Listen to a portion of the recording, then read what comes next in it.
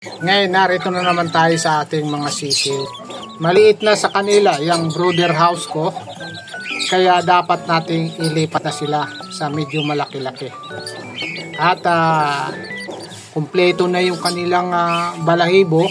Kaya na nila yung lamig at langgam. Matatag na sila. Kaya ililipat na natin sila. Ililipat na natin ito. Yan na kayo.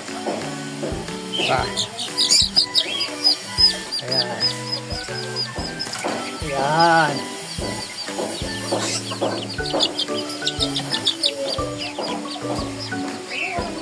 Yan, lipat.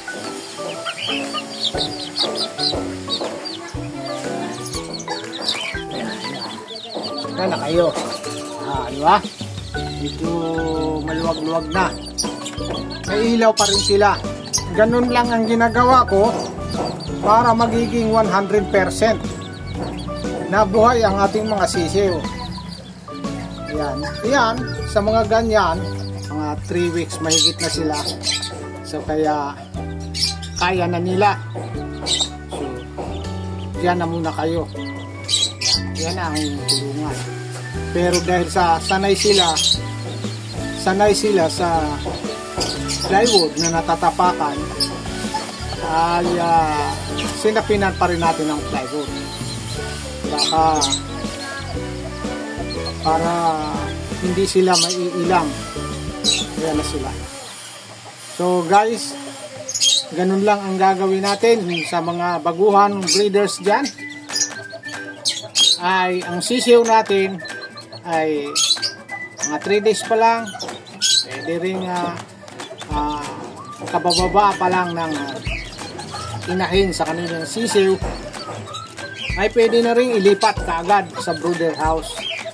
Yung brooder house, ayan ang sinasabi kong saradong-sarado. Ayan, saradong-sarado na kahit lamok walang makakapasok. Langgam, hindi rin makakapasok. Yan. May mataas na temperature dyan. Nasa 36. Kaya, ang sisiw kasi natin ay kailangan na laging nasa mainit na temperatura. Kaya wala kang makikitang matamlay sa kanila. So guys, kung nagustuhan niyo ang aking video, ay huwag kalimutang i-like, i-share, at higit sa lahat, i-subscribe ang aking channel.